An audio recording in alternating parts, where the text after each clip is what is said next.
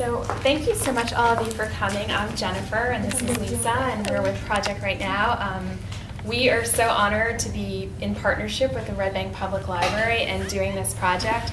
We really didn't know a year ago what it would look like, but we had about 8 students last year who interviewed seniors and other notable citizens and recorded their stories, and then came and we did this celebration. What I thought was really cool about it was I put the person being interviewed and the interviewer together kind of in conversation with each other. So what we're going to do is invite both participants to come up and sit. And it's so casual, so my teen interns, do not be stressed out about this in the least.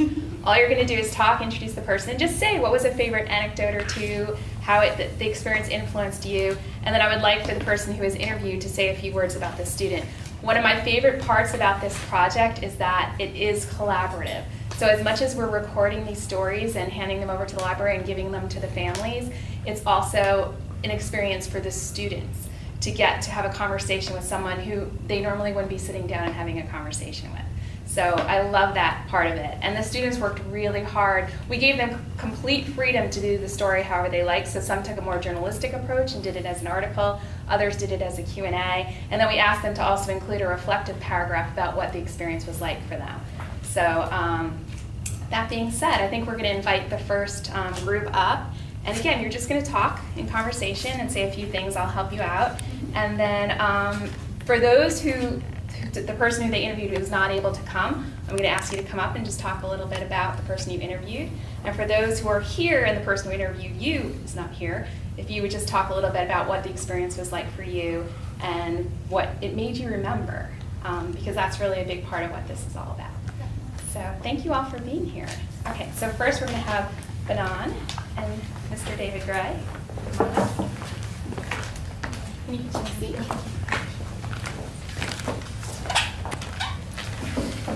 Good afternoon. So first off, I wanted to start by talking a little bit about things I've learned throughout the experience. One thing that really inspired me about David's story is the passion and drive he had to follow his dreams of being a nurse. And it really inspires me to follow my own dreams and pursue things I have in mind. Oftentimes I think that the younger generation undermine the ability that the elders have or to share with them the wisdom with the younger generation for us to learn. And I think that it's important for us to just sit down with someone who is of the older generations and to just take from their wisdom as much as we can. So finally, I just wanted to thank Red Bank Public Library and Project Right Now for giving me an amazing platform and opportunity to have a bigger insight on certain things. And I wanted to ask David if you could share with them the story of your childhood, some favorite story you have. Which story you have, sorry? Any story you have. Any story I have. Well, many years ago someone said to me, fairy tales start with once upon a time and sea stories start with this is no. And I was born in Long Branch, grew up here in Red Bank. My father was former mayor of Red Bank, 1956 to 1962. I grew up first 11 years of my life on Oyster Point, where the condominiums are today, right next to the Colony House. And then we moved to Prospect Avenue, where we lived until 1987 when my father passed away. I have 2 older brothers, George, who is a retired opera singer and has sung all over the world, and he lives in Ewing, New Jersey, and my brother Richard, who is a PhD in psychology, and he teaches PTSD and addiction recovery all over the world.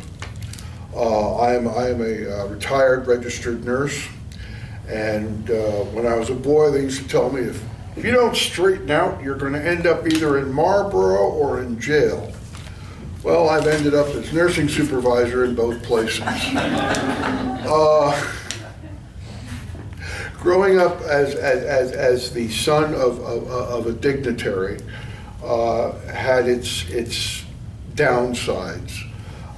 Because whenever my father would have to do something administratively, like fire someone, usually in Oakland Street School playground, some angry young man would walk up to me and say, "Your old man just fired my old man. I'm going to beat the hell out of you." And we would roll around on the playground for a little while and both end up in Miss Jordan's office, and our parents would be called, and you know, we would catch hell. Or if we met, one of the places we used to meet where Sanders or Sanford's auto body is on West End Wall Street. Well, that used to be an open lot and a boat, Zobel's Boat Yard. And we used to play baseball there, but that was also where we used to meet if we were going to fight. And usually if we had a fight, by the time I got home, no less than 3 or 4 parents would have called my mother and complained about, "Do you know what your son did on the way home?" And so I would catch hell from all sides. Following your dreams is very important. Someone said, lead with your heart. When I was 14 years old, I became an Explorer Scout at Riverview Hospital.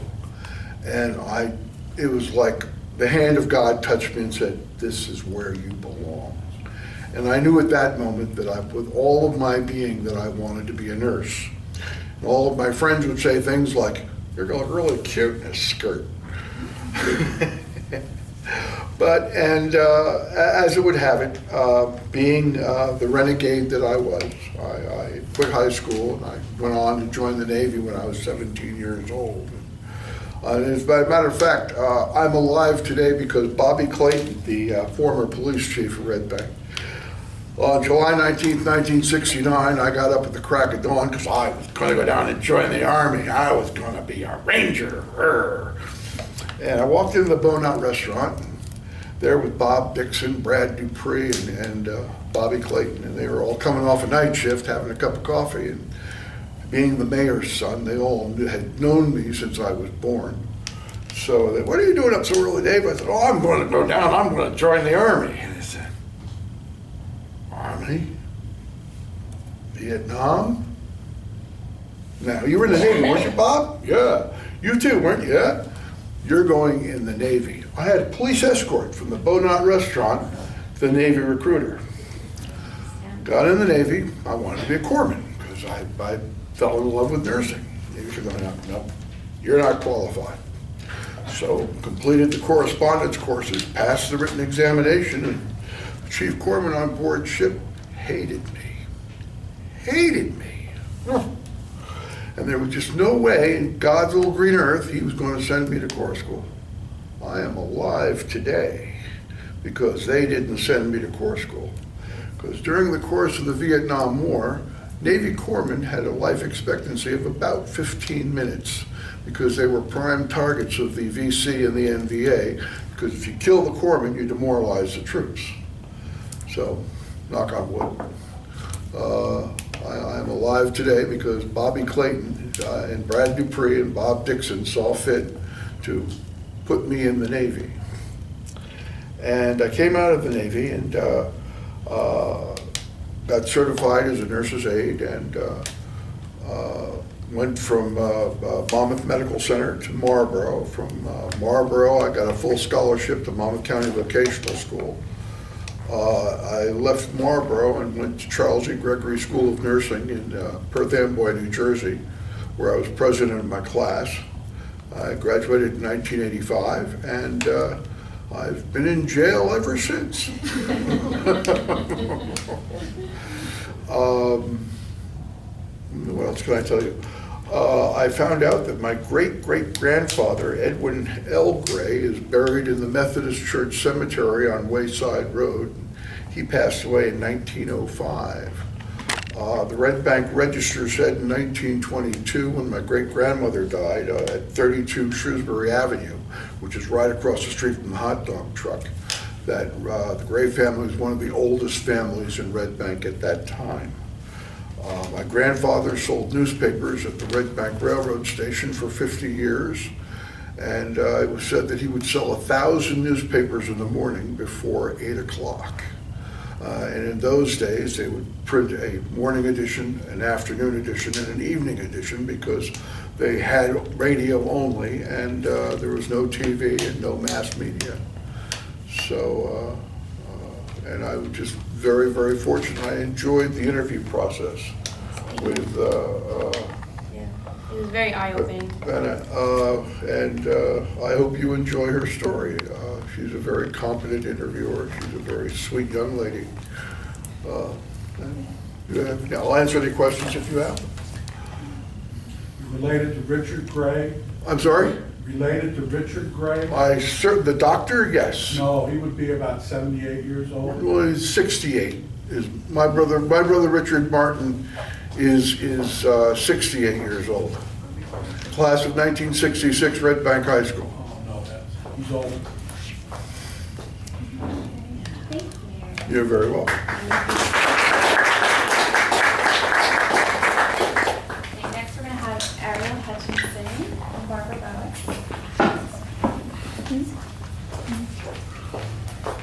Barbara Loversige with us. I'm sorry? Barbara Loversige. Oh, yeah. Oh, hi, Mark. And Jackie Loverson's spent a lot of time in our house, too. I was going to say the juxtaposition of the two of us is quite interesting. We go back. Okay, so when I first heard that I was going to be interviewing Barbara, I was a little nervous because I never interviewed anyone before. And I thought it was going to be really awkward, but then it wasn't, which was really great because we just talked and talked and talked and got so off topic, but it was really great. And then when it came to writing the story, I had so much information and it was what do I use, what do I not use? And I really chose to focus on you as a teacher because I know that's your favorite thing ever. I like that. And I really enjoyed the stories you told me. I really liked the story about your first boss, Andrew Van Dyke, I think.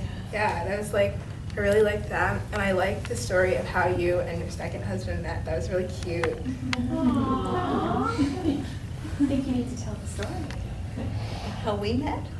Oh, we knew each other for a long time, but our best friends introduced us. I was best friends with one couple, with the wife, and he was best friends with both of them because he had known them for years. And they introduced us because we were both footloose and fancy-free at the time. And we just hit it off. And have been together 28 years, 27 years, something like I'm going to go back to the story about the teaching. But David said that he was influenced by Oakland Street School. I was influenced by Miss Hennessy, but my first grade teacher. She's the reason I became a teacher. And so the schools in Red Bank at the time were the center of the universe for everybody. And everybody knew each other. I mean, if my brother got in trouble, it was because he was with his brother. That's right. That's right. And then either your mother called my mother or my mother called your mother. That's right. That's right. So, I mean, and they managed to do a pretty good job of it. And, but that's the way this town was in those days. Everybody's parents knew everybody's brothers and sisters, and everybody had a connection. And the connection always went back to the school. And the school was such an important part of everybody's lives. That's where the Girl Scouts met, that's where the Cub Scouts met, that's where you went for social events. And we happened to have been very lucky to go to Oakland Street School because there were only 12, 15, 16 kids in a class at the time. That's right. I mean, we had really tiny little classes, and it was almost like a private school within a public school. And then we all were sent to River Street in 6th grade, and that was 3 times as many people, and it was a shock, but it was still education, family, and community were still the 3 most important things. And the 3 police officers that you're talking about, I ended up having George Clayton's son in my first class that I taught in Mechanic Street School. I mean, that's how these towns interact, and my family goes back in Red Bank as long as David's does, the early 1800s, and people just stay here. It's a nice place to live. But, and the story about my first principal, he said, follow your heart with kids. That's basically was his philosophy. Listen to what they're saying to you.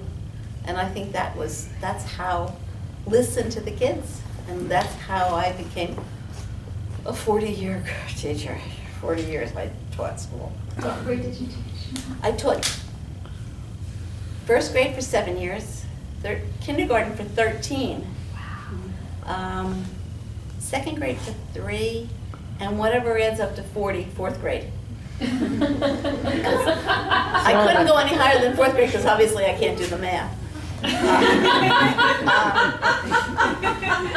But I was also a special ed teacher and a reading specialist, so I kind of got into that kind of education. I taught in an included classroom for the last 15 years that I taught. Team taught with a special ed teacher, 2 of us, because we had 50% of the class that had special needs of some kind, whether it was as simple as a little speech problem or as complicated as Asperger's. And it opens your eyes to how everybody has to have a space, and their space is different than everybody else's space. So, and you have to fill that space with what they need. Another one of my mentors in education always said to me, fair isn't giving everybody the same thing, it's fair is giving everyone what they need. And so everyone in the classroom doesn't deserve it, and everybody in town doesn't deserve the same thing, and everybody doesn't need the same thing. So that's kind of where I'm coming from. And I hope that with what I do still with the Education Foundation, I'm on the board of the Education Foundation here, and the planning board and all kinds of, I can't get Red Bank out of my soul. You know, I'm on the planning board and the Historic Preservation Commission and the I don't know what else. Whatever anybody asks me to do, I do, including this. We sat upstairs for at least 3 hours without coffee even. I mean, we didn't even have coffee, and that's, you know, Can you like. say anything about the experience with Ariel? I got a lot of, this is quite a bright little girl. And she's not a little girl, though, a young woman now. You gonna be a senior this year? Junior.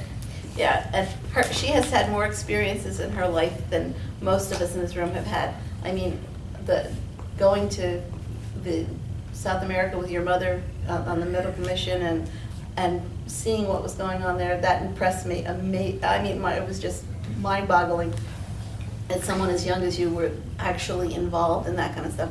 And that you have parents that, whether they took you kicking and screaming or that you went willingly, encouraged you to do that and then to get involved in other things like this.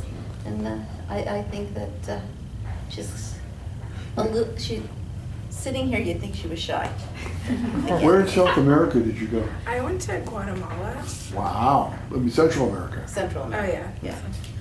Well, it was a little while ago. I'm old and I forget. I have a very short memory because you know how old I am because I'm older than all of the whole rest of the crew. And I was really impressed. And as I said, we both were a little this way, and it took us about 4.5 minutes before we didn't stop talking. And thank you for asking me to do this. Absolutely, we're so glad. The next person you have to get in my family is Bruce. Well, He knows. Bruce was the captain of the patrol when he was in the 6th grade. Right, absolutely. Well, we'll take recommendations for next Well, year. and You know people who want to be he knows where involved. all the bones are buried. No, when Bruce retired from the borough of Red Bank, they declared it a national holiday.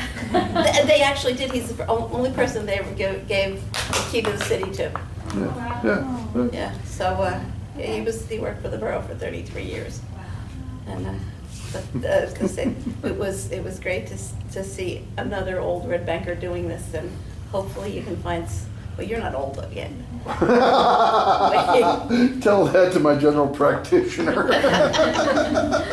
So hopefully you can find some more Absolutely. old school people. So thank you, and thank you.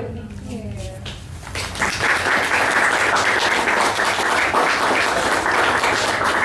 Next up, we have Zoe McDonald and Ben Caviglia.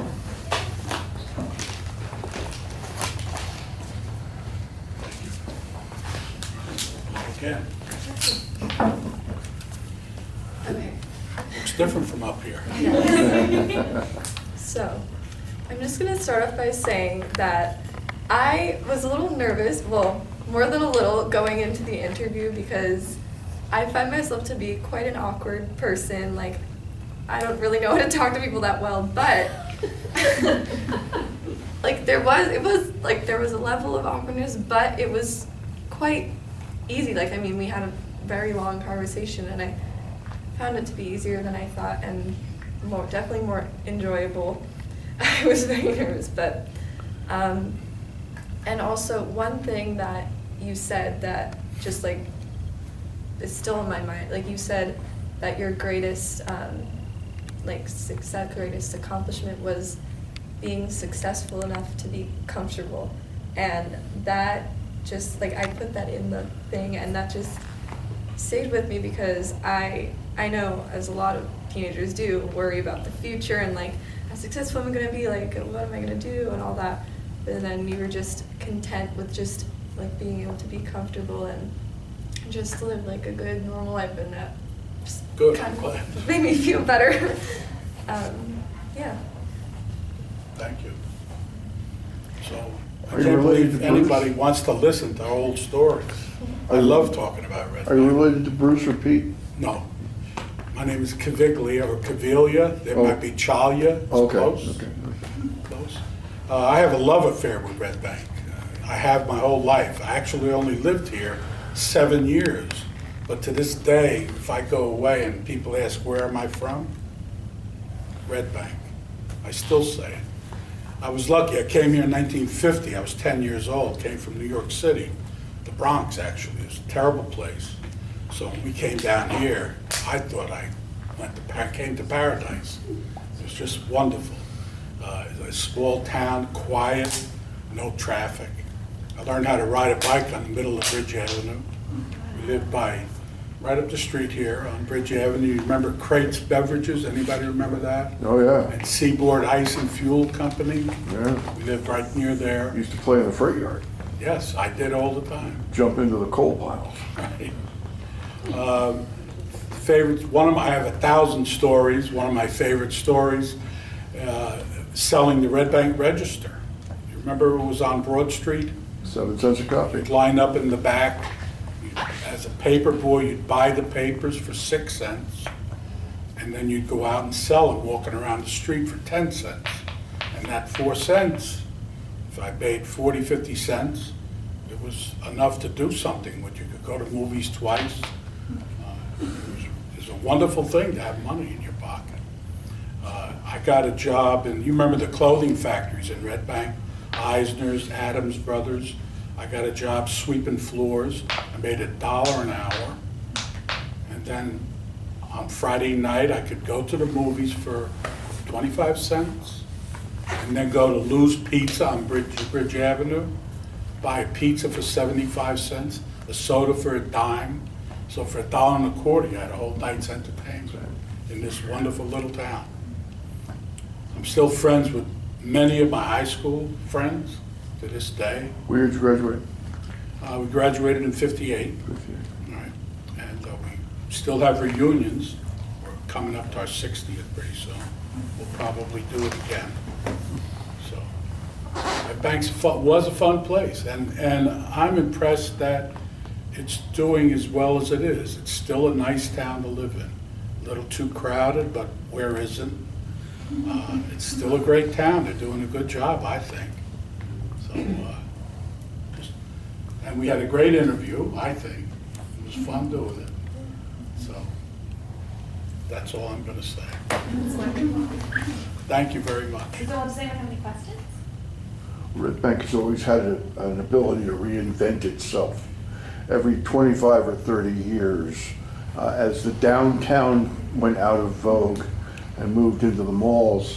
When Ed McKenna was mayor, Right. Red Bank changed into an entertainment center and a place to go. So it It's will, evolved nicely. we'll Right. see how it evolves in the future. You heard his story, Ben, I had the pleasure to meet him. He was here for 7 years. There must have been something that maybe he hasn't shared yet, that kind of, that, wow, this would be an interesting person. What is he being bashful about? Oh, I don't know. Oh, you don't know? I'm being bashful. No? Okay. Not usually accused of being bashful. I guess David's asking if there's anything else that, like that really like about Red Bank. And you? Well, it's just, it was nice being accepted by the kids in school that came down here. I was 10 years old. That's an awkward age to relocate. I went to 5th grade in Oakland Street School. I had Miss Tina DeFalco, who I have a lifelong love affair with. I Everybody her. loved it. She was beautiful, first of all. But she also protected me because some of the kids were not so friendly. One of them was Dickie Gray. But she made them, No relation. she made them like me. You know, she made them accept me, and they did early on. You know, we got to play baseball. You know where the charter school is now? That was an empty lot. We played softball there all the time, break the windows in the houses all the time. Right field fly out. Yep, right. We used to shoot marbles. You remember marbles? Yeah. We used to shoot marbles in the backyard with the Sharaba boys who were bad kids. Yes, they were. Right? They lived on Wall Street. They did, yeah. Yeah, because I lived on Monmouth Street, right across from the bowling alley. Right. Maybe And we should the, interview some of these troublemakers. yeah, you should. Well, Frank's still in jail. I think Ray died. Oh, okay, Yeah. you know. His father was a barber. Yeah. Ray's father, Sharaba, was a barber on Monmouth Street. That's the other thing I remember, painting, Halloween painting. Yeah, We used to paint the windows. That's right. Remember the Twin Diner Yeah. on Monmouth Street? They had tiny windows. That was my window. I still think about it when I drive by. But everybody got to paint, and then you got ribbons, which I never got one. But it was fun anyway. So it's just a good place to grow up. It really was. A nice community. Very tied into the church, St. Anthony's. That was a big deal. Monsignor Di Lorenzo was there at the time. Very powerful man, kept you in line. But we had a lot of church-oriented things that we did. Went on trips with them, but we were in church every Sunday morning. Were the masses Yeah. in Latin then? What's that? Were the masses in Latin then? at St. Anthony's? Yes, Yes. they were, sure. Yeah. Yeah, I didn't know what they were saying. You know, on Mondays, Wednesdays, and Fridays, most of my friends, Tommy Galatro, Luigi Codaspoti, Anthony Garudo, they would all disappear to something called catechism. I didn't know what catechism was. I'm an Episcopalian. So one day I decided to wander along with them. And in those days, the parish hall was in the two houses next to the church. And we went down the basement, and then came in, we all stood up. I started asking questions. I started raising my hand and answering the questions. She said, "Young man, you don't go to St. Anthony's, do you?" I said, "No, sister." She said, "Where do you go to church?" I said, "I go to Trinity Episcopal Church, sister." He said, "This young man doesn't go to St. Anthony's, and he knows your catechism better than you do." And I had to fight my way home. You did a lot of fighting. A lot of fighting. But you know, there was never. They were never vicious. We were always better friends after the fight than we were before the fight. You know, because I think we developed a mutual respect for each other as far as what we were capable of. Or you know. That's another school function I remember is the school dances. That was a big deal back then in high school. Friday nights they'd have dances in the cafeteria, And of course, I'm talking about 1955, which was the beginning of rock and roll, if you remember. Elvis was big then, the Five Satins. And they had their own group there, that every Friday night, a live group. And we all danced a lot. It was really a lot of fun. That was every Friday night. So that was a fun time, too. Yes. I have a question. What would have brought your family, if I may ask? Oh, yeah, I'll tell you. What brought you to Red Bank? That's a great story. I have to extend it a little bit, but it's pretty cool. My father was born in Palermo, Sicily, and he was born in 1910. He had a cousin that was born in 1900, a woman whose name is Benedetta. My name is Benedetto. We're named after the same ancestor. Anyway, they lived together. There was a small community in Palermo, and then Benedetta came to America earlier. She settled in North Jersey, and there was a family in town called Mileto. Anybody hear the name Mileto? Sure. Okay, well, It was almost- Carmelo Mileto was married. He had 4 kids. When the last one was born, she died. So he was a widower, and this is, I'm talking 1920 maybe. Can't raise kids by yourself, especially a man. What do they know? They sent the word out that he was looking for a bride, and they found Benedetta up in North Jersey. So she came down here and married him and had 4 kids. Wow. So they're here now. So my parents married in 1936, and they honeymooned in Atlantic City by bus. So they went down, but on the way back, my father said he vaguely remembers his mother talking about Red Bank and that her niece lived here. So they got off the bus. This is an amazing story. It's how small Red Bank was in 1936. They got off the bus and they went to Catsagrans. Anybody remember Catsagrans? Yes. By the way, Catsagrans is Casa Grande. Talk about changing names. That's a whole other story, though. So they go in there and they say they're looking for the Mileto family. And somebody in there said, oh, I know Johnny Mileto. He lives on Bridge Avenue. So they walked down there, found them, and they were the Miletos. They weren't related to my father, and they knew Bessie. So they walked them to, I think, Wallace Street, and my father and his cousin met for the first time in 20 years.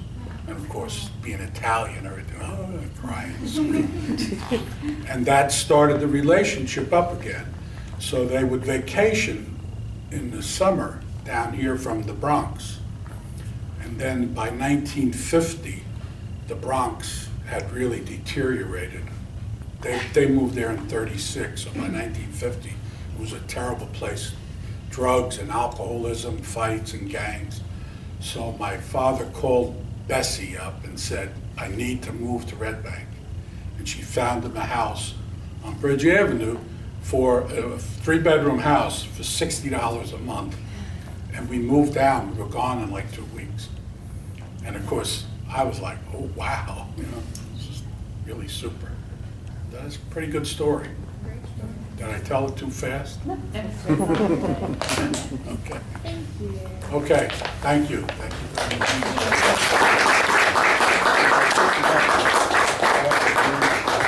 much. Those are my grandchildren there, Michael and Gabriella. Have you guys heard those stories before? Yes?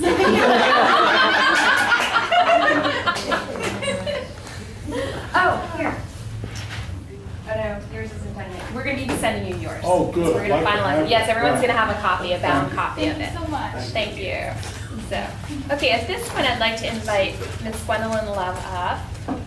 Unfortunately, the person who interviewed Penny interviewed you. Her grandfather passed away, so she is unable to attend. So I'll sit with you. Okay. And so, in addition to the people who participated and signed up through the library, we also made a point of going out into the community and finding people who have had a significant influence on our community. And I'm sure most of you know Ms. Gwendolyn Love is the executive director of Lunch Break, which is probably one of the most important organizations in our community. So Penny interviewed you, and I would love for you. What was it like to be interviewed by Penny? Well, first of all, I think it's kind of weird to be interviewed by anybody. You know what I mean? So to talk about yourself, but she was a delightful young girl. I mean, she was so prepared. She had lists and lists of questions, and of course we, got off script and everything. But I was just really impressed that a young person really was interested. To sit down and talk to someone older, and she just had such a an energy, an interest, and really, she was just, I felt genuinely interested in everything she was asking. So I was really impressed and really touched, to spend that time with her. I thought it was a very, very special time to be able to spend with her. And what are some of the stories that you remembered that, about, just anything about, especially because I know you came to lunch break, how many years ago? It's been 8 years now, 8 years in October, yeah. Do you have any favorite stories about your experiences at lunch break and interacting with the Red Bank community? Well, I mean, it's great. I mean, I've had, first of all, I always tell everyone, and it's so true, that, lunch break, my predecessor, Mrs. Todd, and all those who worked with her, whether they were volunteers or on the board, they did a great job in terms of really, really spreading the wings out really wide. Because it's such a community-based organization, it's such a grassroots organization in terms of so many different entities supporting it. And so, my role coming into lunch break was really not a hard, transition, because it was already very, very beloved by the community, accepted by the community. And so I remember telling my husband after I was there, not too long, to say, if I just don't mess it up, it can't do anything to get better, because it was already a foundation was really laid. So, my experience going forward was just really more and more support, building more and more support. And so it's really been wonderful, right down to when we started our capital campaign and we were going to build, and I heard so many stories about going before the zoning board and everything. And I mean, it was just, it was so supported. It was just so supported. And when I came out and told people, well, we got approved, the first night, and they're like, you've got to be kidding. I'm like, we went in there one night, told our story, had our professionals, and we were approved for our expansion. So honestly, I feel like I have personally had a very positive experiences. I've been in Red Bank, and I see that lunch break has also throughout the years had a very good experience. So the thing is that we're here to help people. We're here to help folks that are going through a really tough time, and I'm very blessed that I have a great staff and board members and that share that passion, because that's really what it's all about. If you come to any nonprofit and you don't really have a passion for the people that you're serving, you really shouldn't be there. And I'm very, very blessed that between the volunteers and just everyone, that people are very passionate about helping other people. And that's what we're there to do. So I feel very blessed. It's a blessing to be there. Yeah. And can you tell a little bit about your childhood or your? Yeah, so that was, because, I mean, how many times do you really stop and think back about your childhood, really, when you think about it? You don't think too much, spend too much time, but she asked about the siblings, and she asked about, where I came from. So I was born in North Carolina, Lumberton, North Carolina. Left when I was 5 years old, and I did tell her this story, that my father was a working alcoholic, so he worked all week long, but then on the weekends he would cut up, he would drink and cut up. And my mother had she'd had enough of it, and so he went to work one Friday. When she went to work, we got on a train, and we came up to Perth Amboy. He had no idea we were actually leaving him. And so, I was 5 years old, and South you don't start until you're 6, at least at that time. So when I came up, then I was, I had to go to school right away. So that was kind of a shock to the system. But I went to school, and the family was settled, and apparently, things settled between my father and my mother, and he ended up joining us up here for a while. And some of his behavior continued for a while, and she finally said, that's it. So he left, departed, went back down south, and we stayed up here. So I lived in Perth Amboy until about 15, 16 years old. We kind of hopped around a little bit from, Somerset to a few different places, and we ended up in Freehold, Borough. And I got there about 17 and a half. And so talking about starting a new school at 10 years old, I forget someone said, think about that when you're in the middle of your junior year. It was very, very difficult. And the guys were nice, the girls were terrible.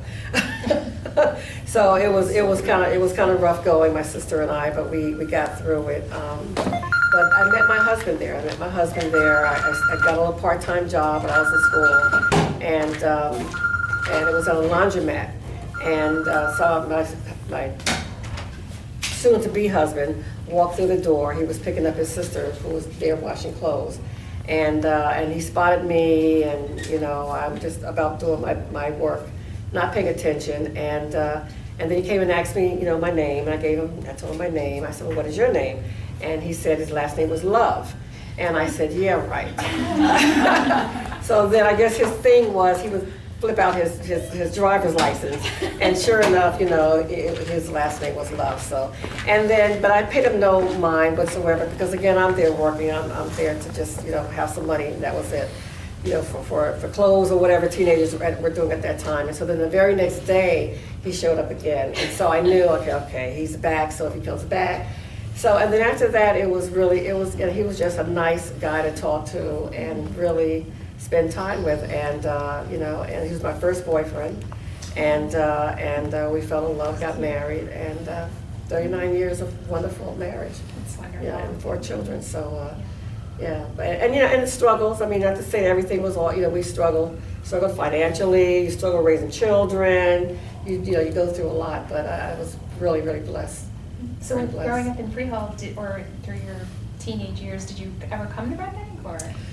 Honestly, I mean, I'm not a Red Bank person. I'm really not. My husband and I came to Red Bank one time when you were having the fireworks, and we came here. We kind of stepped away from the kids and came, and because I was told don't bring the kids because too many people. So I said okay. So we came, and it was great. We were on the lawn, and we just had a great time. There was music.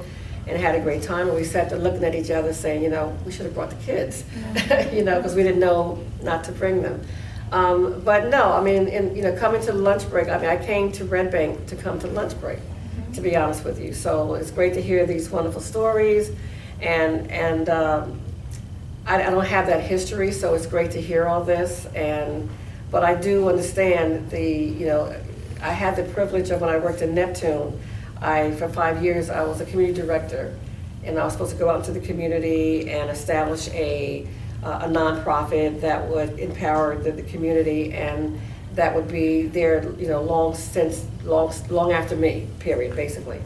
But in doing that, I went out and did something kind of similar to this, except we didn't record it. We just sat and had a lot of meetings at people's homes, in their churches, just wherever people would allow us to sit and just talk about yesterday. Yeah. And so this kind of reminds me of that, just hearing the connections that people have and who went to school with each other and all these kind of things like that. And so, I appreciate when people have longevity in a community, I mean, because that's really what the community is. It's the people that are there. They really make up the community. And so I think it's really precious to hear all these stories, and I think what you're doing is just phenomenal. I was saying that, I forgot your name, I'm sorry, we were back there talking. I was saying I hope that these stories are made available, and you were saying that they're going to be in the library, but I'm thinking, digitally, yes, it'd be great to go online to be able to read them, because it just helps to make the connections, Suzanne's our hero. Yeah, and I mean, that's what, that you want to be able to make that connection for generations to come, for people that have been here, for a long time, so I think what you're doing is really phenomenal. Thank you. Really is. There's one more thing I wanted you to talk about, because Penny heard so much about it, about your mother and all of the things that she did that I think influenced the person that you are. Exactly. So you don't really think about, again, when you're thinking about your childhood, you don't really think about, how it's built your character in one way or the other. And people have asked me, how did you get into wanting to be working with a nonprofit or helping other people? And when I had to look back and really think about it, it's my mom, because she was always involved. My mother was basically she raised us by herself, because by the time she and my father separated, she had 4 of the 7 children that she had. She had lost 1 child early on, and then the 2 were older, and one was in the Air Force, and the other one was married. And so there were 4 of us left, and she basically raised the rest of us alone. And so, but she was a domestic, so she did, you know, cleaning in people's homes. She was also utilized social services that were available, so Medicaid and food stamps and things like that. But my mom really was a very driven person. You know, she had goals as well. You know, just life changed. She had many changes, twists and turns for her.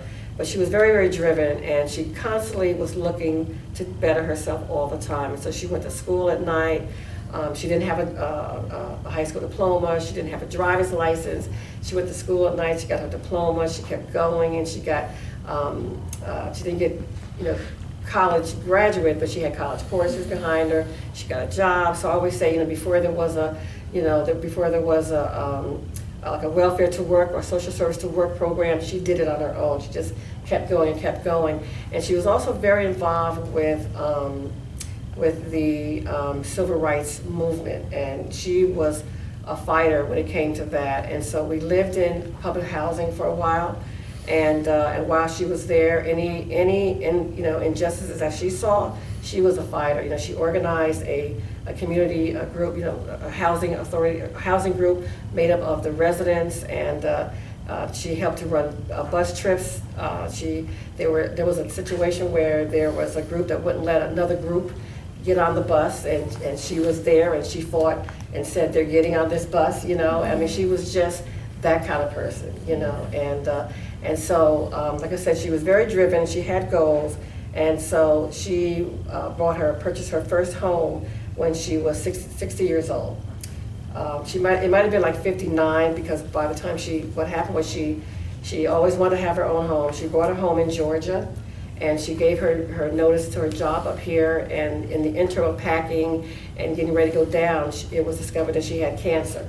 And so she didn't know what to do. She had already quit her job, she bought a house, and so we said, Mom, what do you want? She says, well, I've always wanted my own home.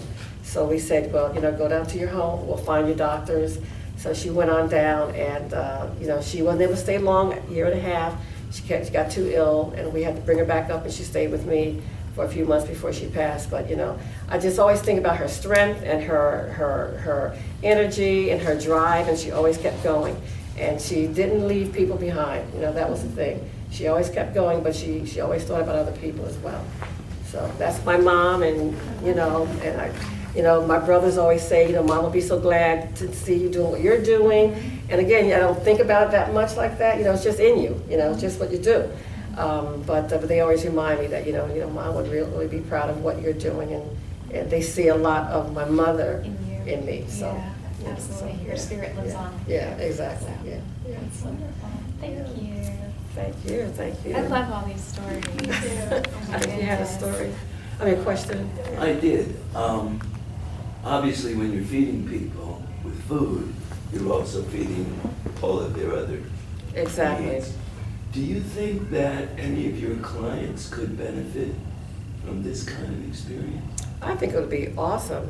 You know, I was again. thinking the same thing as we're talking. I'm like, we're going to go on a lunch break. Yeah, I mean, absolutely. Because again, I think that all of us have a story. Every one of us have a story. We've all had we fall down some kind of type of path. It's who we are. It's who we are, and our lives are such fast paced that you don't stop and think. You know what I mean? You don't stop and really dwell on what you've gone through, how it really has built your character, how strong you really can be, obstacles you have really overcome. I mean, all of that is what makes you who you are. You know, but how many of us, I mean, you get up every day and you just hit the ground running and you just keep going, and then when you hit with another obstacle, sometimes you need to remember, you know, wait a minute, I got through this. Exactly. I'm going to get through that. Exactly. And then just being validated for Yeah. your existence. Exactly. And to having someone really listen to you. Exactly. So I think we will Yeah. talk about coming Yeah, and doing some interviews. so that would be awesome. That's a great idea. And we welcome you. I just wanted to thank Gwen.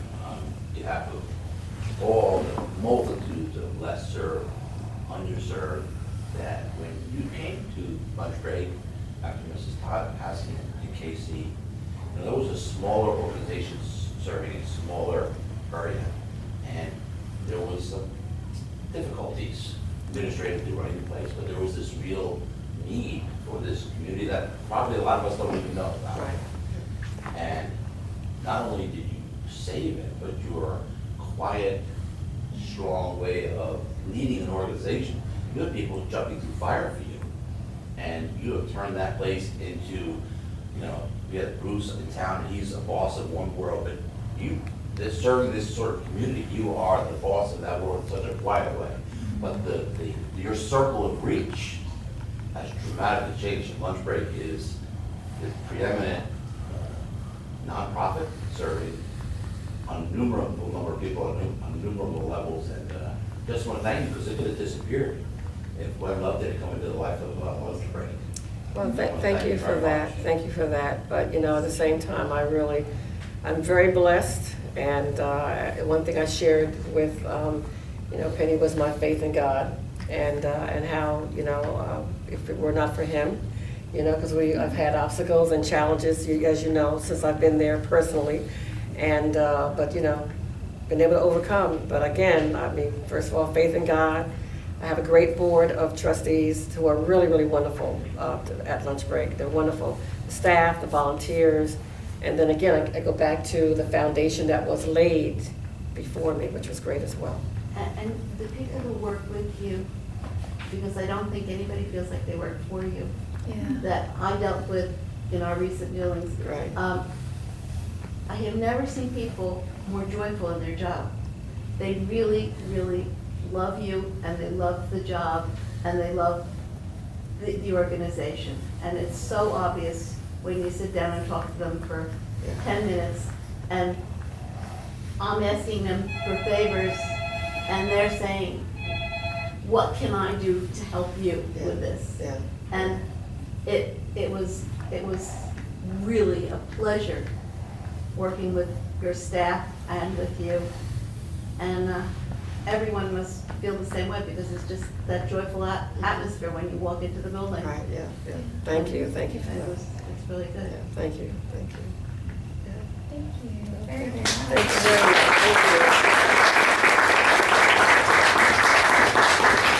So I'd hoped that some people who hadn't come would show up, but that's not what happened. So I'm just going to go from intern to intern who's left and just give them a few moments just to talk about the person they interviewed and maybe share a story or two. Bethany, come on up. This is Bethany. Hi. I interviewed Grace Atkins, and I didn't really know what to expect. I'm a shy, quiet person. I don't really talk to people, so I was nervous about talking to her. But when we first started, it was just like, you know, questions, but then she would start telling stories, and then it would just, you know, it got more relaxed, and we were both more comfortable. And I really enjoyed it because, like, I'm not a person like who's very like technical. I'm much more very sentimental, and I like to hear people's stories and like hear about their lives and everything. And she just was telling me like very personal stories that were like, you know, they were really nice, and so I really liked that. And like that's most of my interview, most of my paper is like about that, about like her experiences in life, the ones that really changed her, like really affected her, and still are like have affected her all the way until now. So I really wrote about that because that's what's really, to me, that's what's most important. And she, you always hear stuff about how women and mothers, they're very like loving, they care a lot about their kids, and they just really want the best.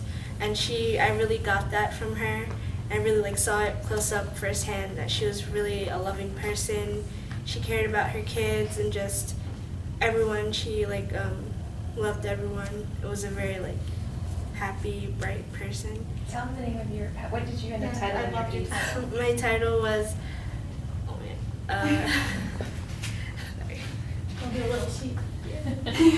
A Year in the Life of Grace Atkins, Love, Loss, and Everything in Between. And I think that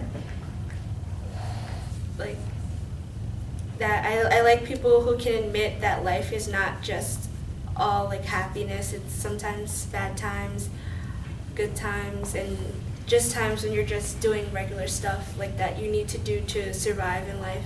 So that's why I decided to name it that. But yeah. Do you have like one more specific anecdote that you can share about her that stood out for you?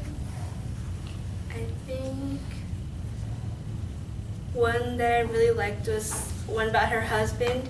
She told me that her husband was not from New Jersey, he was from South Carolina, I think, and he moved up here and he didn't really have a close relationship with his parents. So when they started dating, he would, like when she went to college, he would come over while she wasn't there, and one day she said that she was calling home but she wasn't expecting him, and she called home like expecting her mom or dad to answer. She heard her boyfriend at the time, she heard him on the phone, and she was like so shocked that he was there.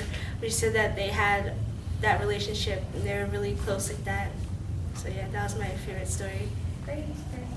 Can you just share about, I don't know who Miss Atkins is. That's can you just tell her? a paragraph, just who Yeah. she is or what it is there. She was born in Middletown, and she was born in her home, not in like a hospital or anything. And she lived in Red Bank, and then she also lived in places around Red Bank. So she lived in Middletown, Red Bank, Rumson, all those different places. She went to a lot of different schools, but she graduated from Middletown, and she said that she liked to come to this library actually a lot. She would come during the weekends, like when school got out on Friday, she would come with her friends and get a couple she would go back to their house and read a lot. So yeah, this was a very important place for her. She had a book club, right? Yeah. Yeah, I remember Mhm. reading that. Yeah, so yeah, she was, and she had 2 brothers. She has 5 children, 5 grandchildren, and 19 great-grandchildren. So she has a big family, and her passion was nursing, but I was actually surprised to hear that she really, really loved sewing. So yeah, that's who she was. And she was my cousin. She is my cousin. Grace. And she's about 4'10", right? She's petite and just about 85 years old. I think that's where she is. She's dynamic and fun and Very loving. So it sounds like she has been a Red Banker by choice. She chose us. Yeah. I like how you say that. Yeah. You can even like redesign it, like Red Bankers by birth, Red Bankers by choice, Red Bankers by profession. So you can come up with a cool name for it. So thank you, Beth. I have a Oh, go question. ahead. The interns meet with a lot of people who've been around a long time. And these people reflect, and obviously the people who are doing the reflecting are getting a lot out of it. I wonder if any of the interns have learned anything about reflecting on your own life, even though it's not as extensive as the people that you've been interviewing. Well, yes, when I interviewed her, it definitely did leave an impact on me. So she was very like grateful. She always said that she had nothing to complain about. Like when she was a child, she had a family, she had friends, and she had a meal every day. So she was a very grateful person. So when I was done interviewing her, like I just thought about it, and like it helped me to see that I should be a much more grateful person too, and that you can make the best out of life if you want to. So she definitely left that with me, and I was also very surprised because like you always hear that older people have a lot of wisdom, but when I interviewed her, I really saw it. I saw how much she knew about Red Bank and all the other places, and she experienced a lot. So it made me think, like, when I'm older, if that's gonna be me, if I'm gonna have all these stories and all this wisdom. Yeah. Well, that's a big part of the project. That's what I love about it, is the interaction and how both parties walk away with something like the experience. You know, we living in this age of electronics, we're losing the art of oral history. I remember taking long Sunday afternoon rides with my father and my grandfather. My father pointing out, well, that's the house where thus and so did this, and this is the graveyard where thus and so is buried after this happened, and you know, and we're losing that. So this is important, because not only do the interns learn to keep a journal, but it's the sheer importance of passing down from generation to generation who we are and where we came from. Exactly, and I'm hoping too that out of this, I don't know, did any of you guys get inspired to like talk to your own family? Not yet. Maybe next week? You did? Yeah. You did? What did you do? Well, I didn't call her yet, but like my grandma, she's like really, really old. So I it sounds bad. No, but like she's like lived like all these places and she's like done with stuff. So I feel like there's like a lot of like stories like that you have to go get down. Yeah. Yes, exactly. So, thank you, Bethany.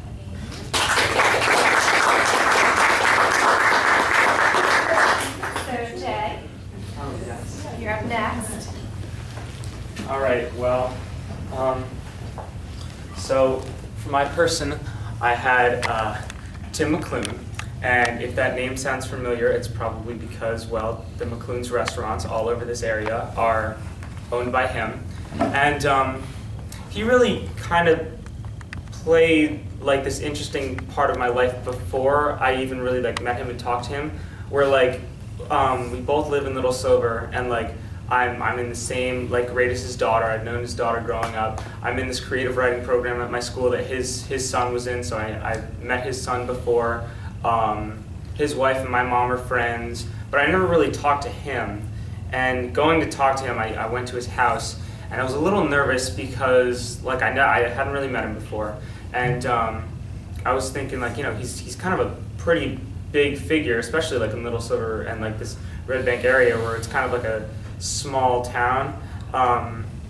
And to break the ice, we were kind of talking about music, because he's very involved with music and really likes music a lot. And he talked about how he likes how people around my age listen to music from older generations that he listened to growing up.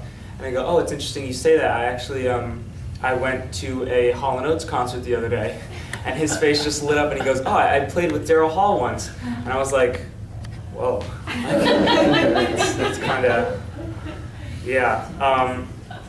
But his whole life is so interesting, because it just, like, he's accomplished so much, where first he talked about when he was in high school, he was all focused on running and how he really wanted to be just like a runner, and he ran like track and cross country and all this stuff. And then when he got into college, he still wasn't, he always told me, he goes, he wasn't really sure on what he wanted to do. He just knew that he loved running and just liked doing that.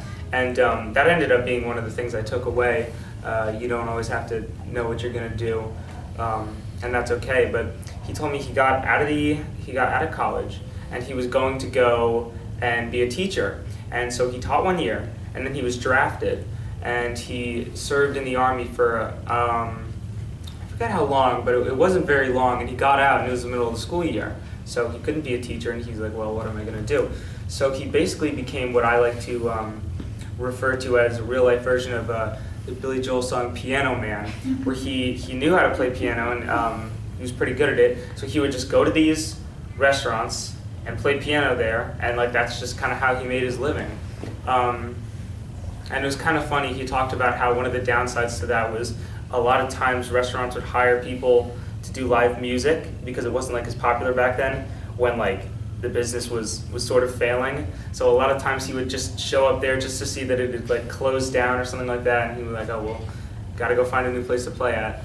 And then so I asked him about how he got into the restaurant business and how he wanted to start McClune's, and he told me that like he formed a lot of relationships with people in the restaurant business as he was going around and like playing at all these places. And I love this story where like he was playing at this at the Rum Runner, and he told the owner, he said, he goes, by the way, if you're ever interested in selling this place, I'll buy it. Just kind of like on a whim, I guess. And like I think it was something like years later, like it was a long time later, he just got a call and the owner was like, yeah, if you want it, I'll sell it to you. So he bought it and started up in the restaurant business. And he told me how like he was sort of innovative in that industry where back in the day there weren't really many restaurants in Red Bank. There were like something like 3, I think he said. And how a lot of places didn't really take advantage of the like the New Jersey like scenery and like the shore and stuff like that. So what he started doing was he started like outside dining, and he started to have more like music and all these like innovative things which like you really don't think about now because it's so common. But like Bruce Springsteen, he told me before he was like all that like big, used to come and rehearse at his restaurants. And he started expanding from there and opening up places like all over town. And he told me he, like one of his like funny quotes was like, I really don't know anything about food-wise about a restaurant, but I know, yeah, he goes, I know how to look and see what people like. And he talked about how like there's like the back of the house, which is like the kitchen, and then the front of the house, which is like where all the customers sit. And like he was a real like front of the house kind of person where he would go around and talk to everyone. And this kind of led to like another big part of his life, which is Holiday Express, where if any of you have heard of that, it's like this big charity thing where every year around like from the end of November to the end of December, a bunch of people get together and they go to all these places around New Jersey, like these homeless shelters and like soup kitchens and a lot of places that really don't get any like attention, especially around the holidays. And what they do is they just go there and they entertain people.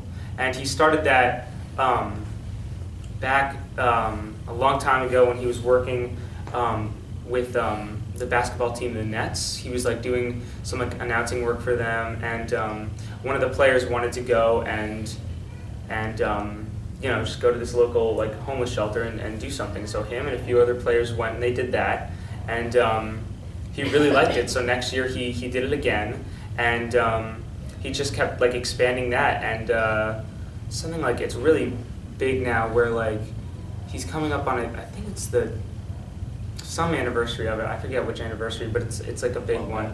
And he was going to do 100 places. Like they were going to go to 100 places. And he says that I feel like that's what he's most proud of. I mean, just kind of speaking for him here, that's one of the things, like when he would talk to me about it, he would just get really excited because he says it's like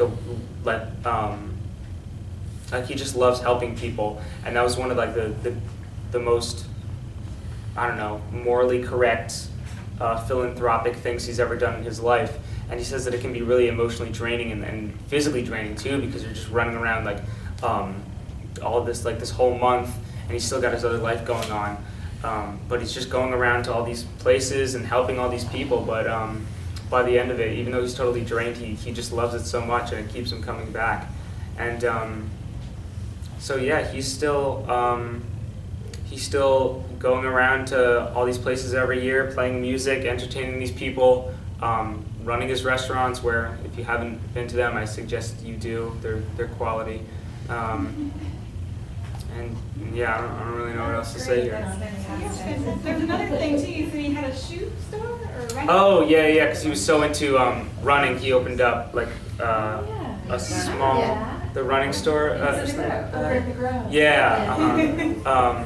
He said it recently like went out of business, which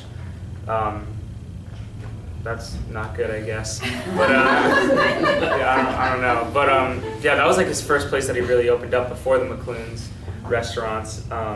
Jane, what did you take away from the conversation? Like, what really stood out for you Well, personally? Like going back to the reflecting piece. Yeah. If you're reflecting on it. The big thing that stood out to me was like I said, I didn't really know him. I just kind of knew his family, and I heard of him, and all the stuff he did. I thought he was like going to be some like giant like figure, really like this like local celebrity kind of guy. But he was so modest and humble, and he acted like it was not a big deal at all. I was like, so like it kind of almost shocked me a little bit. Where I'm like, how did you start like all these McLuhan's restaurants that like people love so much, and they're all around? And he goes, well, I just kind of felt like it, and he basically, I took away from it that it's okay, like if you don't really know what you want to do in life, it's okay to like take risks and just to not know what to do in general. Like he said, like once he got out of the army and he couldn't teach, like the first thing he did was just go resort to like what he knew, and that was like playing music and trying to think of like what else to do. So yeah, that really, like I wasn't really expecting that. I thought he would have some whole like grand like origin story of him overcoming odds, but no, he was just like he was like, well, I didn't have anything else to do, so I buy it. Yeah. And he's funny too. Yeah. Oh yeah. Oh my God. Very He's funny. one of the funniest people I've ever met. Yeah. Just a regular guy. Yeah, exactly. It really is. So yeah. Do you know what the origin of Rum Runner is? I don't know. Like Back during Prohibition, most of the fishermen along Seabright and along the Jersey Shore who had boats worked for Joe Kennedy. And they would go out and meet a mother ship beyond the 3-mile limit. That was the territorial waters for the United States. And they would load up with bootleg gin, bootleg alcohol, and bring it back and distribute it to the speakeasies in the area. Places in Seabright like Harry's Lobster House, that was a speakeasy. Sal's Tavern was a speakeasy. The Old Union House was a speakeasy. Speakeasy was a place where you knock 3 times and ask for Joe, and they'd let you in because alcohol was illegal. yeah, that's really interesting. And then also like the name makes a lot more sense now. But yeah. Thank you, Jack.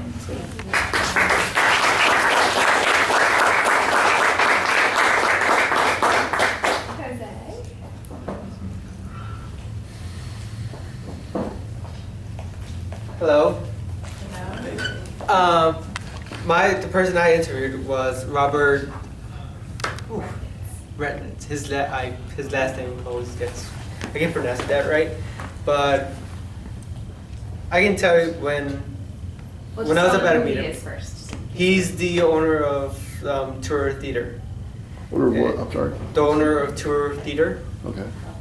And like a couple minutes before I went to his office, I was kind of nervous because I want to go into acting. And so he was like, okay, don't mess it up, don't say anything stupid, all right? Because you might get you a job here, so just don't say anything. The minute I walk into the door, I almost tripped. I was like, great way to make a first impression. Anyway, but I was kind of nervous, but when he started to talk about the plays that he did at Tour Theater, I was like, okay, we can start a conversation. And we had like 20-minute conversation about this one play, Streetcar Named Desire. And the funny thing was that I did that show at my school last year, just in my drama class. So I was kind of happy that I got to do that and talk to him about it, who is an owner of a theater. But something interesting was that he said he has no regrets in life. Because I asked him, he's like, do you have any regrets in life? And he stood there thinking, and he's like, no regrets. So I was thinking to myself, like, no regrets.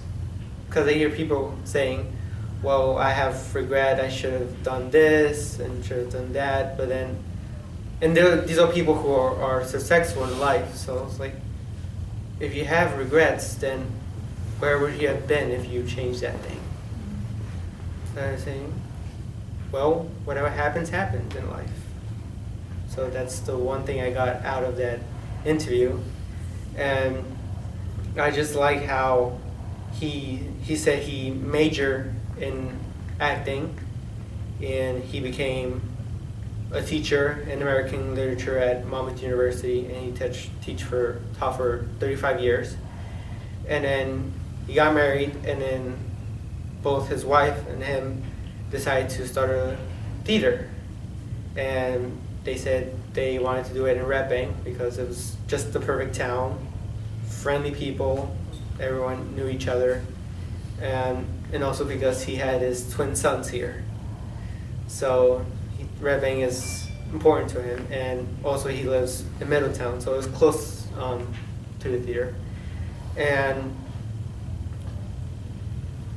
he said that this is the closest thing he could get to being an actor, just owning a theater.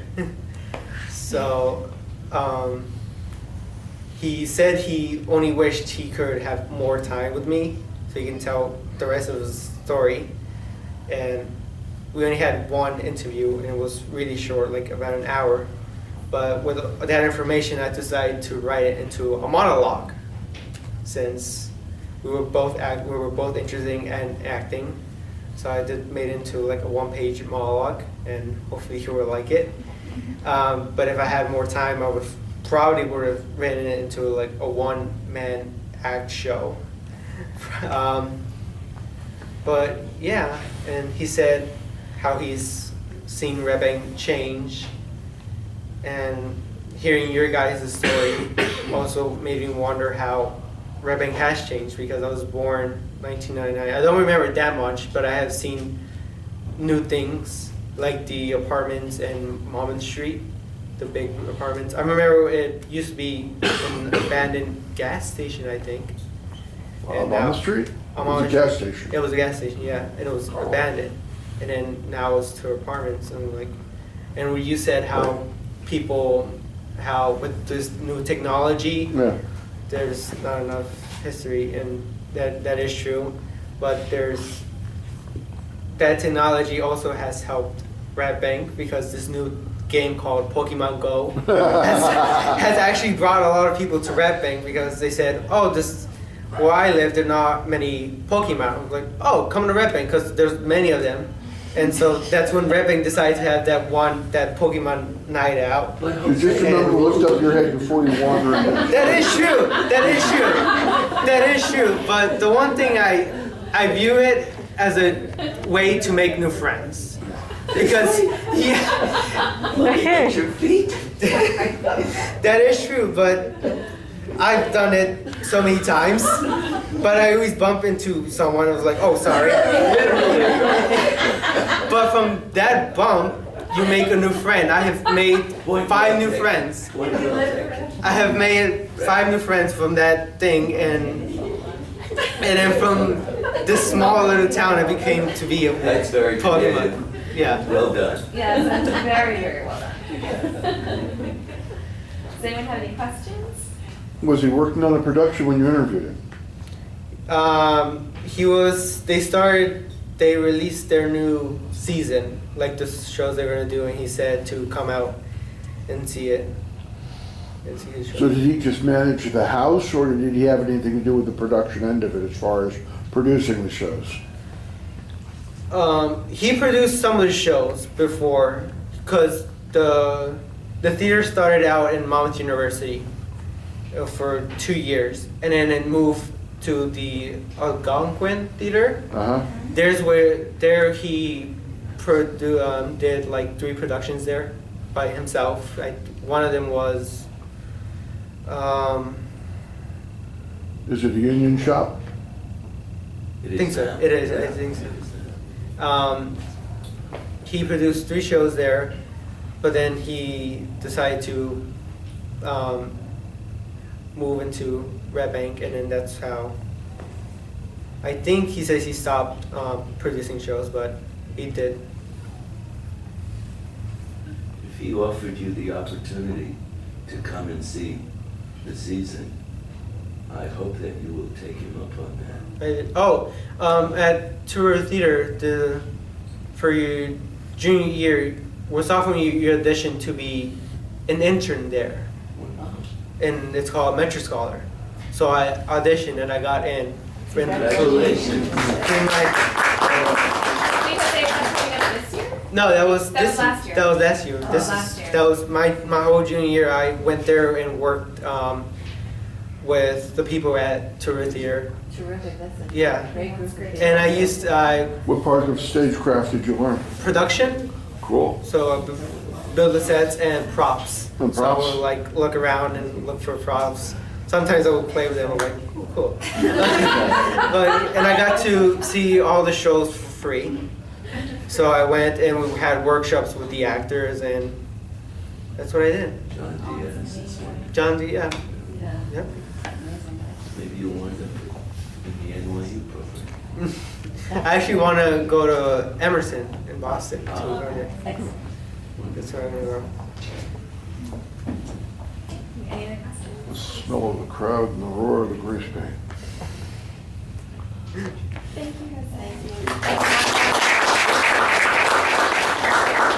I think our final person is Jamie, so I made her go last. Hello, everyone. Okay, so I interviewed Freddie Boynton, and unfortunately he's not here right now, but he's an awesome guy. And so I got the paper that said he was a former professional boxer and that he attended Muhammad Ali's training camp. And I was like, oh no, I know nothing about boxing. Like, how am I going to go about this or anything like that? All he's going to want to do is talk about boxing and stuff like that. So I asked my dad, and we prepared questions. He told me, he's like, this is what you need to know in order to talk to someone who loves boxing and stuff like that. So I did that. And I go in and I was really nervous because, I mean, I've interviewed people before, but this was different because I had no idea what I was getting into. And it was just like, it went very smoothly. He was a great guy. He absolutely definitely has a passion for boxing. He loves it. And one of my favorite stories from him, he was asked to fight at Madison Square Garden, but he didn't want to fight because the person that he was fighting was someone who he trained with, so they knew each other's styles, so he was refusing to fight him because it just wouldn't work. So he got to Madison Square Garden, he was still saying no, like, I don't want to fight him. Then he found out that Muhammad Ali was there, and he said that the adrenaline kicked in, and he was like, I need him to see me fight and my style and everything. I want Muhammad Ali to see me. And so he decided to fight, and he won. So I just love that because I could feel the moment, like, that kicked in and said, you need to fight and do this. And he did. And he was, I'm trying to think what else I can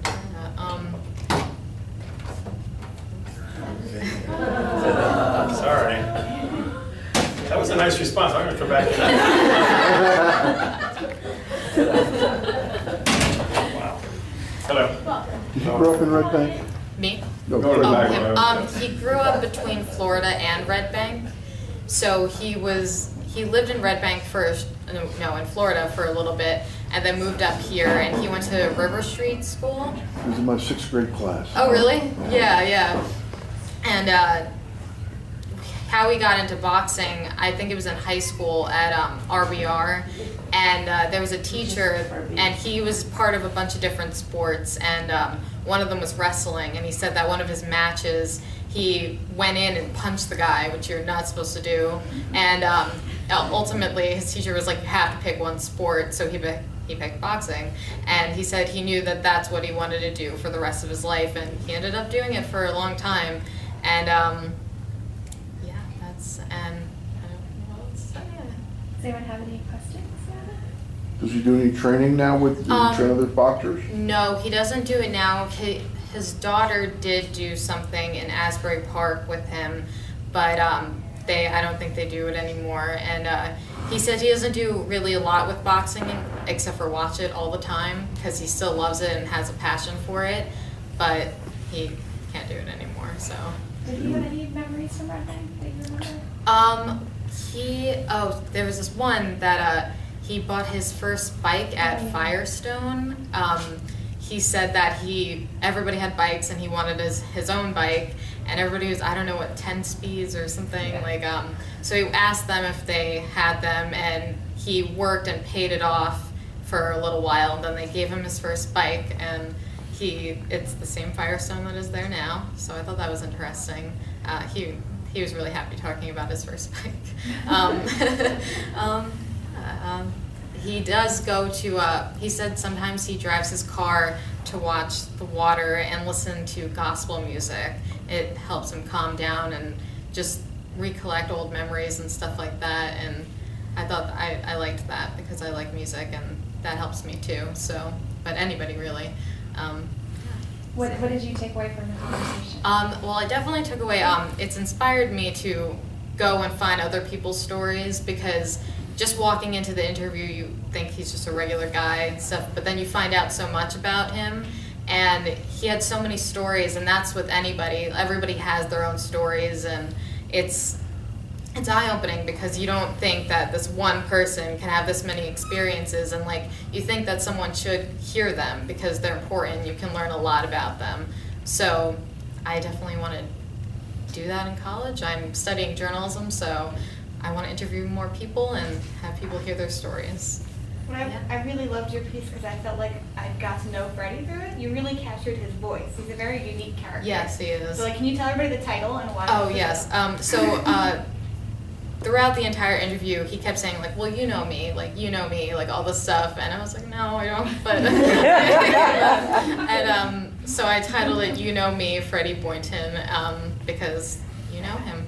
But yeah. You did a great job. Yeah, thank you.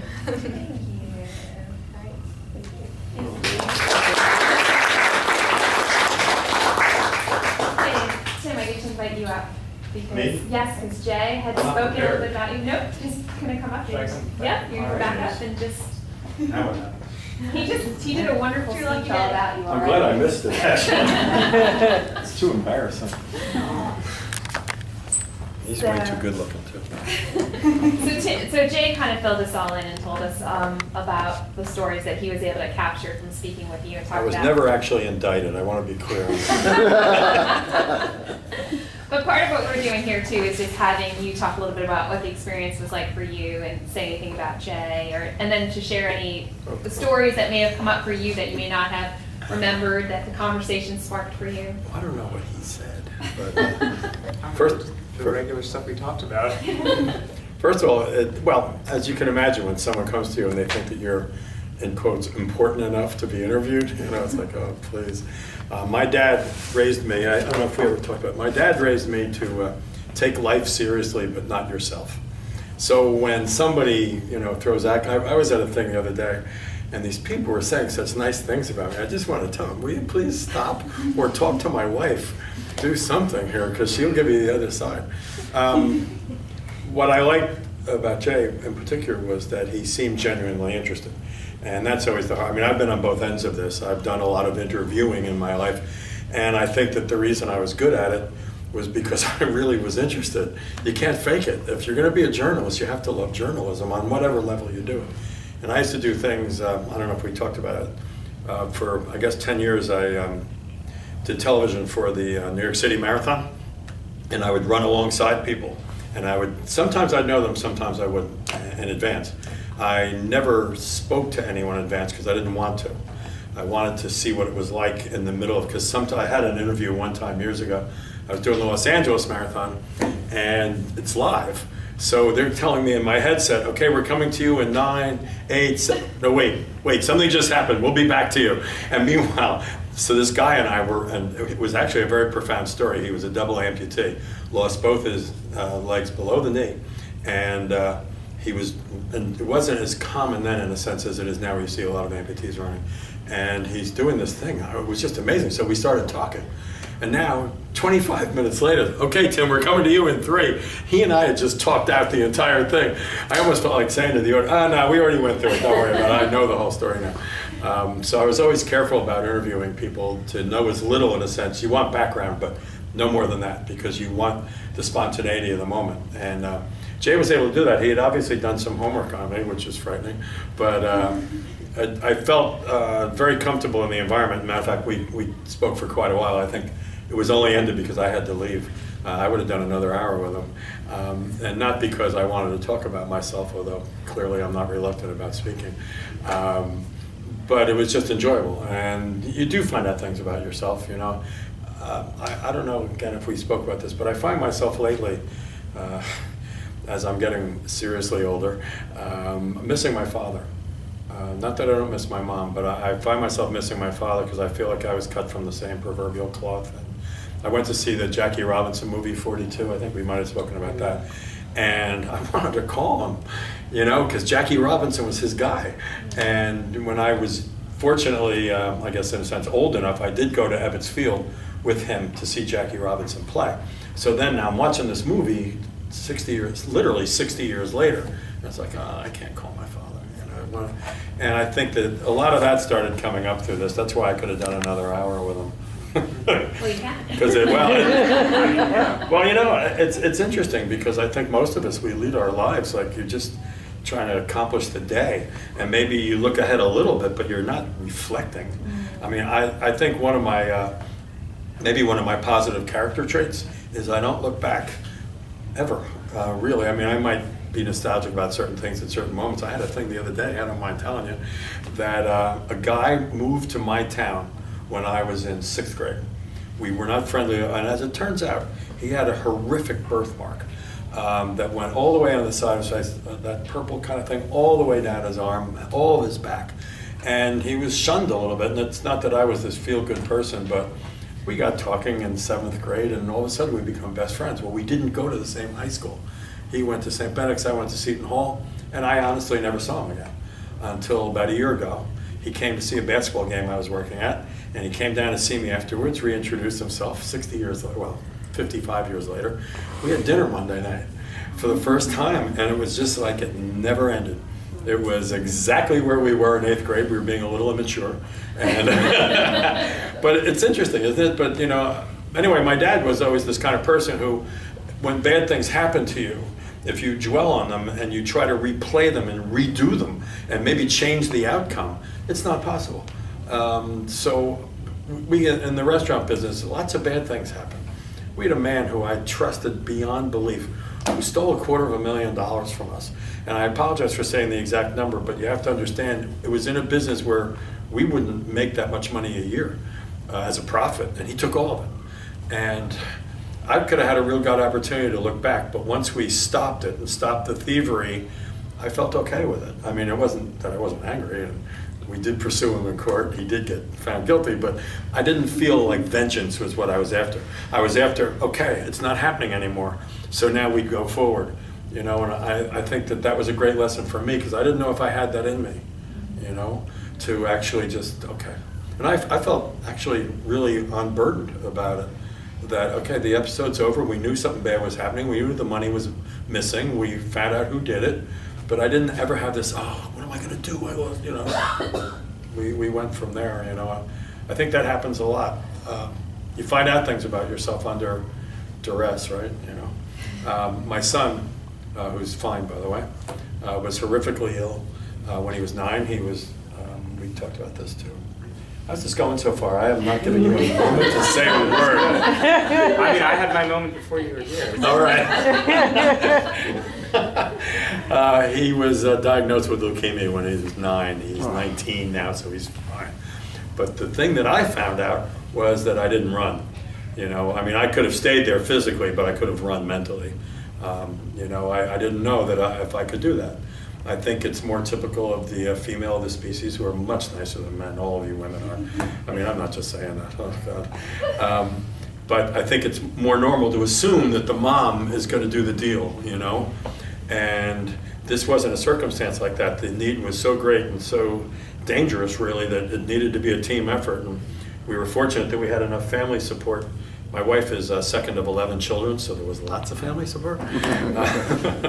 That we could do it 24/7 with him, which was really necessary because stuff happens in hospitals, as many of you may know, where it's not anybody's fault, but decisions have to be made in a moment, in the middle of the night. We almost lost him on Labor Day Monday at like 4 in the morning, and I had to tell a nurse what to do. Because she was like, I'm not sure I'm authorized to do that. And I'm like, you're taking that board out of him right now, or I'm going to do it, and that's going to be really bad, because I have no skill. But finding out about myself that I didn't run, I thought was a relief. You know, I never thought of it before that, but you know, when it actually happened, I could have been one. I mean, we saw a lot of other parents, and not to criticize them, but a lot of parents who were no-shows, or the dad wasn't there very much, even though they were intact as a family. The father just didn't engage, you know, and I was, if nothing, I was relieved to think I wasn't a jerk, you know. What else you got?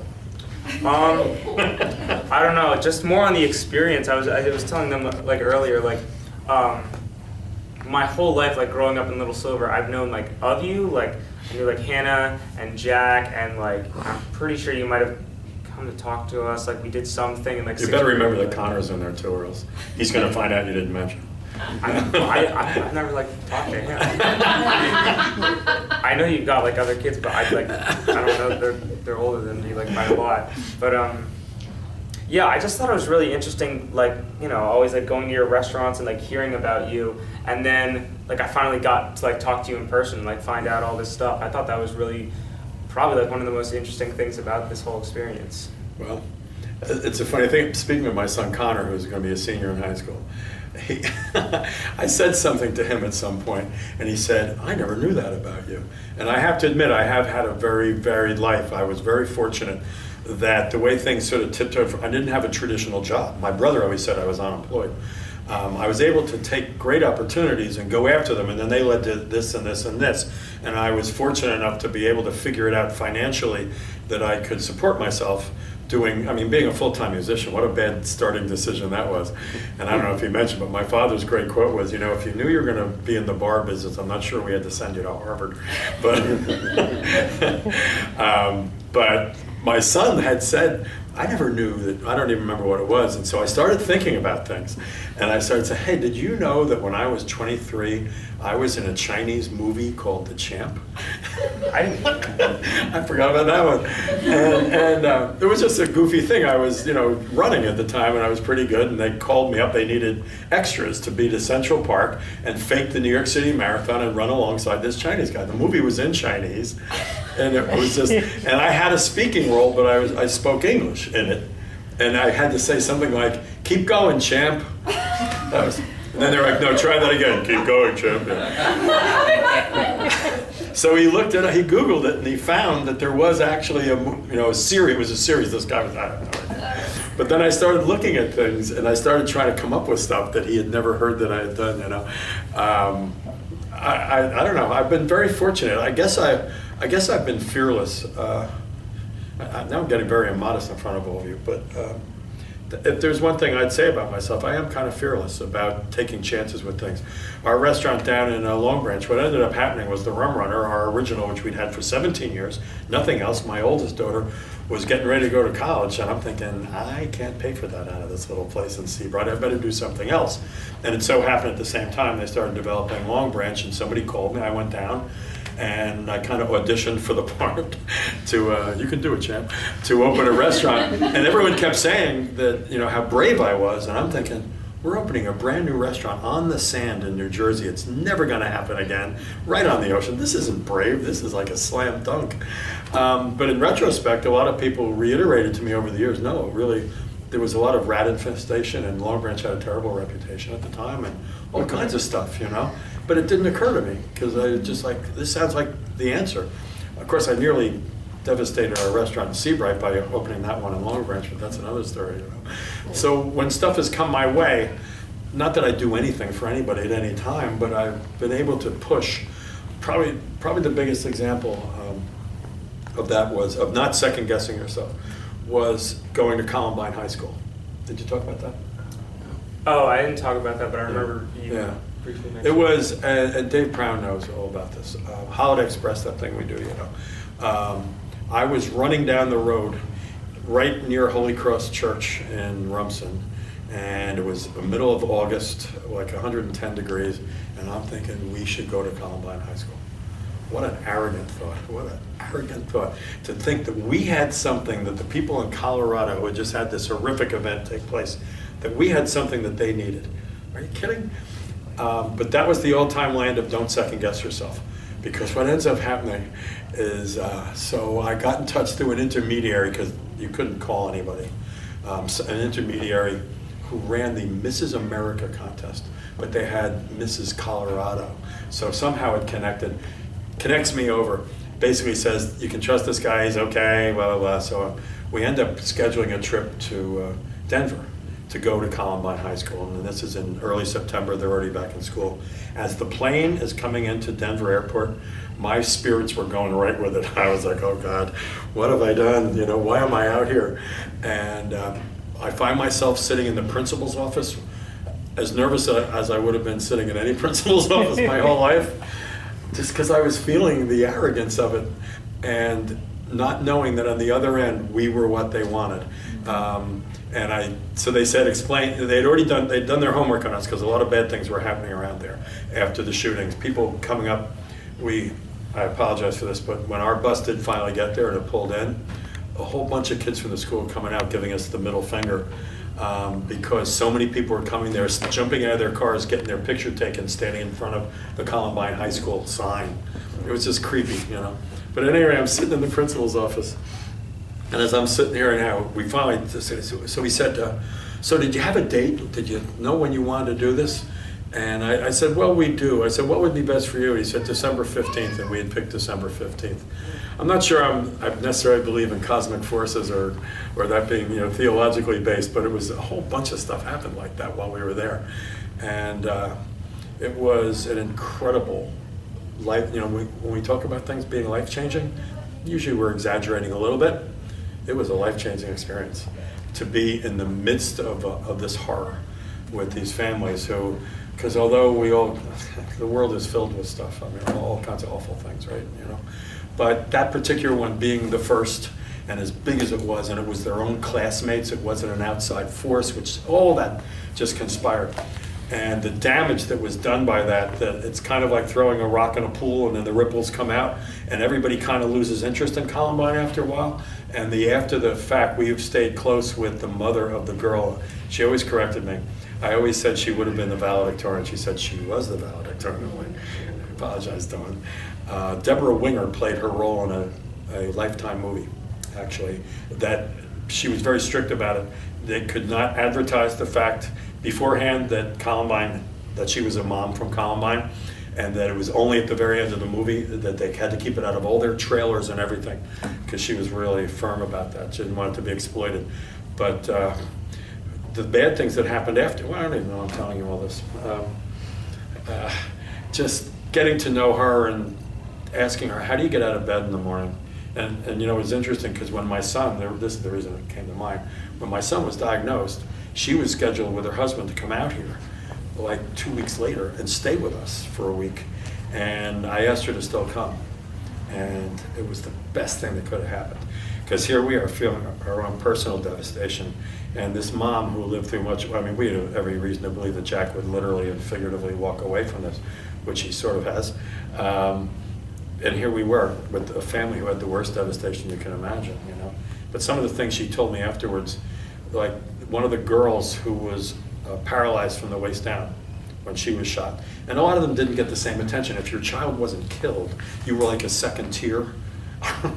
It's horrible. And if you think about it, the people who actually survived in some ways had it worse because they were actually literally damaged by it, you know, physically. So this girl that day had moved her leg for the first time, one of her legs. What should have, but the bad part of that, I apologize because you're smiling and you should smile. The bad part is the mother was so overcome with grief and never recovered from it, walked into a gun shop that day, asked what kind of ammunition would go with this gun, and they gave her shells and she shot herself right in the store. Her pain was so great she couldn't even wait to get out of the store. That's how great her pain was, you know. And you hear stuff like that and it gives you, I think, much more incentive to be empathetic or sympathetic if you can't empathize with someone. everything has reasons, you know, and the kind of prejudices that we carry with us in our lives, that the things we should, in essence, forgive about other people or just hug them, you know. Somebody could say, that woman was crazy, you know, or whatever. No, her pain was so great. She just took the easiest out she could find. She couldn't endure anymore. You've probably seen it over the years when they show Columbine pictures. There's one horrible thing where the kids had posted in the window, "Send help, help," and these signs. They were in a room with the basketball coach. No, I'm sorry, a teacher. He wasn't the basketball coach. He was in athletics. And there were certain kids in there with him. They were hiding, and the police wouldn't go in, much to the anger of the parents. And I won't bore you with all the comments and things I heard, but basically the man bled out. The teacher did, because they just never got there for him, and he died right there. Horrible enough. There was an article in Sports Illustrated about 6 months later. It was called "The 13th Victim." And the boy who was not just the captain of the basketball team, but nationally recruited. There's lots of captains of teams. But he was going to go to UCLA or Arizona or whatever. He was nationally recruited, hung himself. He never recovered. And he was another victim of the shootings, but it took place, 6 months later or whatever. A lot of horrendous things came up, and I apologize. This should be an uplifting thing we're doing here, but that's what you get with me. Take it away. Lighten the mood. Tell jokes. Do something. I'll tell you one. You hear about the Roman who walked into a bar and asked for 5 beers? I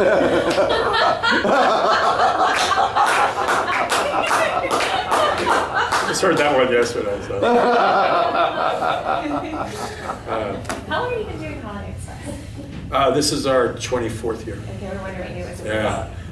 The big 100 things coming up next year. Yeah, we're going to do 100 shows next year. What was your musical history as a teenager growing up? I didn't play much. When I was a little boy, I wanted to take piano lessons. My family wasn't terribly well off, so they were paying Bambergers $5 a month to rent a piano. And when I told them I didn't want to take lessons anymore, that was a big moment. That was a real family moment. I liked playing, but I didn't like reading music. I was lazy. And I was lazy. There's no excuse in there. I just didn't like sitting there and trying to learn how to do it, and that one goes here. And, but I kind of like playing, So when I got to be 11 or 10 or somewhere around 6th, 7th grade, I started playing again, and then I realized that people would like me if I did that. And that was a big insight. No, I'd go to parties, and you're 11 years old, you're not shy. So, I mean, you could be shy, but I was, whatever, I'd do it. But running took over my life, and that's all I cared about. It was all.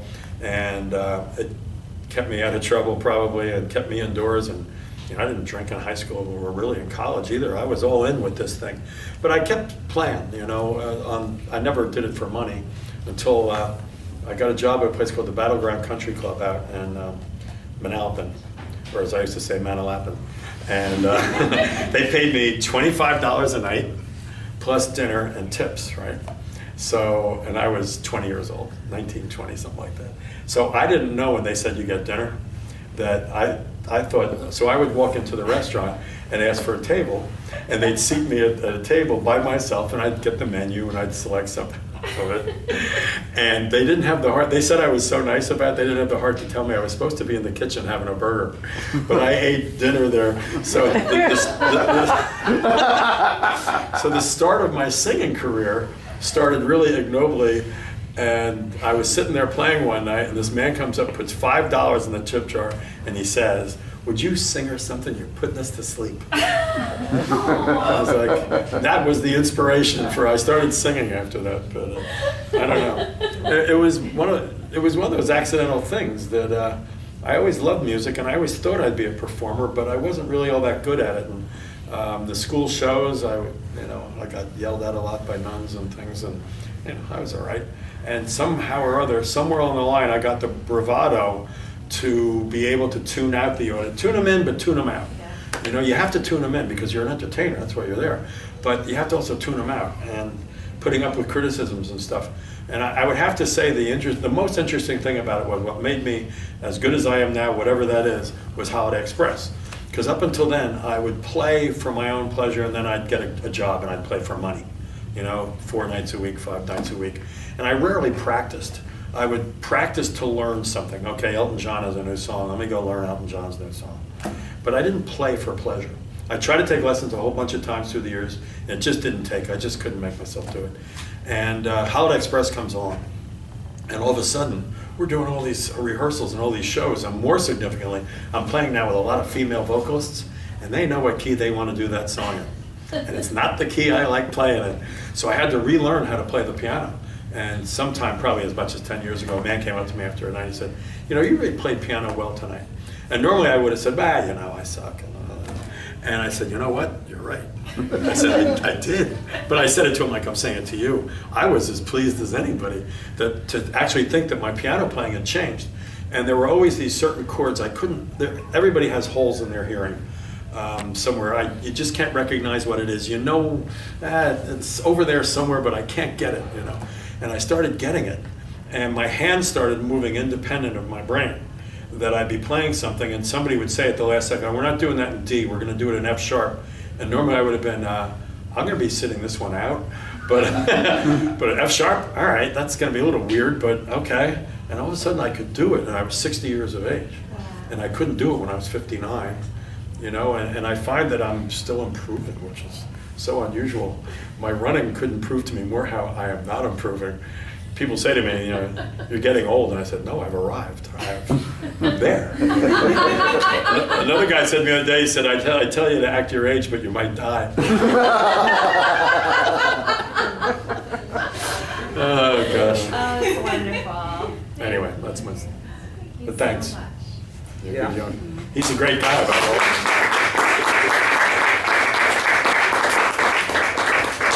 I mean, really, it was a pleasure. It was embarrassing, but it was a pleasure. So I think that concludes, but I would love to get a photo of all the interns and interviewees. No, yes. Yes. Yes, interviewees. Interviewers and interviewees. Interviewers and interviewees. Before I think I have like one.